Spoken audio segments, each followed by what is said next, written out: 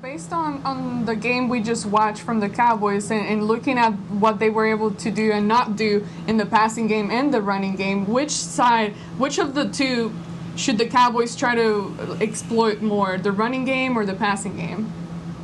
I think this is a game where Dallas has to be very careful. The only way that the Cowboys can lose this game is they gift the Washington football team easy opportunities and short fields, because offensively, the Washington football team is very challenged in terms of coming up with big plays. And so I would say maybe a little more conservative game plan, not only to protect themselves against turning it over, but also to protect the quarterback, the backup quarterback, Andy Dalton. They need to try and run it. They have to establish the run. They have to be able to control the game from a clock management tempo standpoint. And so Zeke has to be prominently featured regardless of the fumbling woes. Hopefully he takes care of the football, but I think it has to be a running game with some selective, quick passes, them control the game in a very ball control standpoint.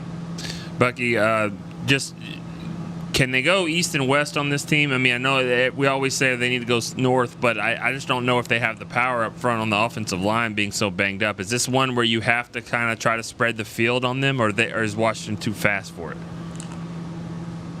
They're very fast. I mean, they're fast and athletic front. You can look at their linebackers, and their linebackers are non-notable guys, Cole Holcomb and John Bostic, but it doesn't matter because the front is so good that you can't even get to the linebackers. And the way they play, they want you to run sideline to sideline because that plays to the strength of their team with their athleticism, particularly up front.